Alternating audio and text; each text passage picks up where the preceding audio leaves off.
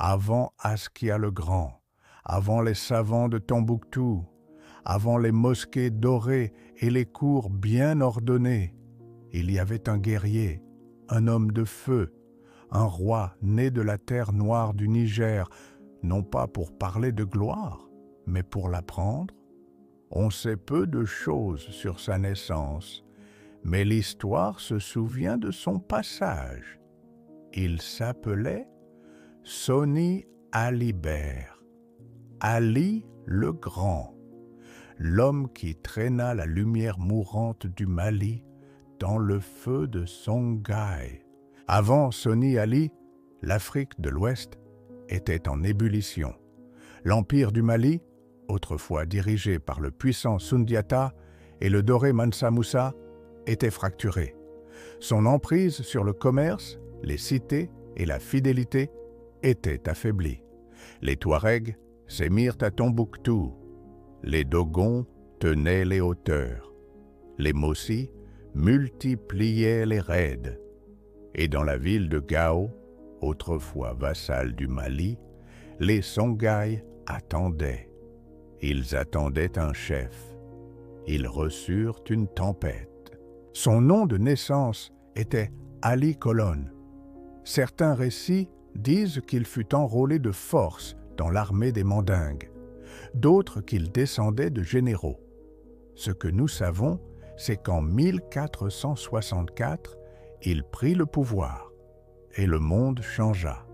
Il ne se contenta pas de lever une armée. Il construisit une flotte. Il ne fit pas que faire la guerre.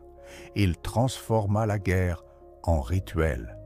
Ali bâtit une marine sur le Niger, plus de 400 pirogues de guerre, et démarra une campagne comme nul n'en avait vu en Afrique de l'Ouest.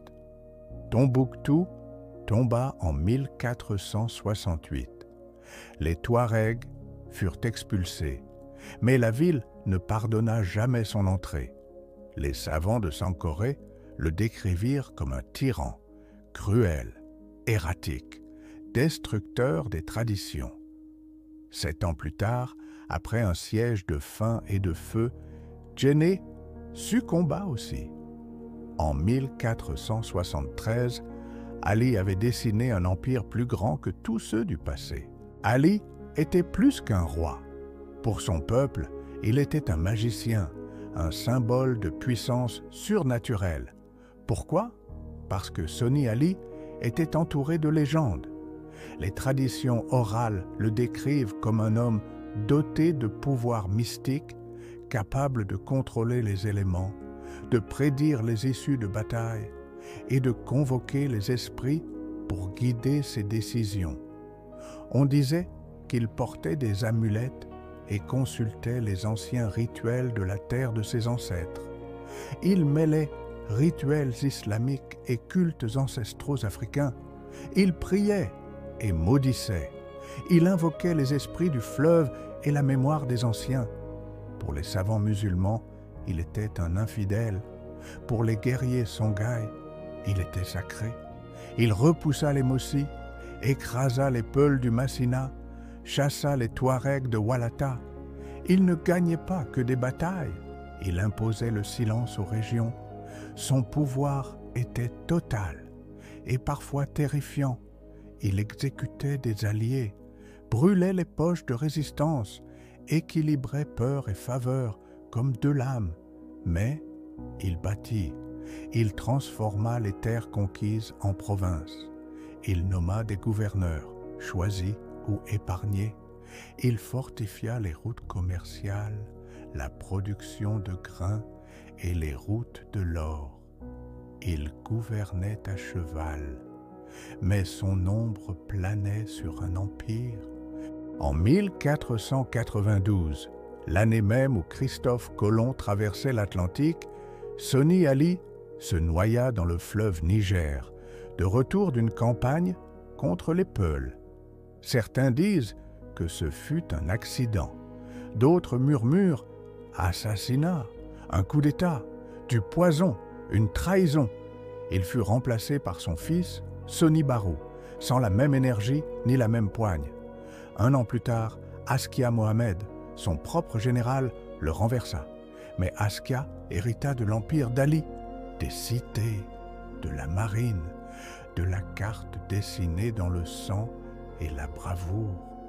Aujourd'hui, Sonny Ali est à la fois craint et vénéré. Pour certains, il était un tyran, pour d'autres, un libérateur. Mais nul ne peut nier, il fut un bâtisseur. Il n'attendit pas que l'histoire le reconnaisse. Il l'obligea à se souvenir. Qu'est-ce que l'Afrique peut retenir de Sonny Ali aujourd'hui? Que la souveraineté ne se donne pas, elle se forge. Que l'unité ne vient pas que du compromis, mais de la force et de la vision. Que parfois, le monde ne change pas par des mots, mais par un guerrier. Certains souverains plantent des graines, d'autres allument des feux. Sonny Ali fit les deux.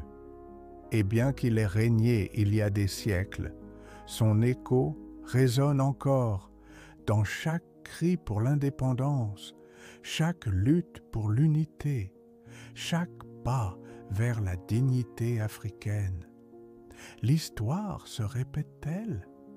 Seulement quand nous oublions qui nous étions. Levez-vous, fils et filles du Songhai. Le fleuve se souvient. Et nous?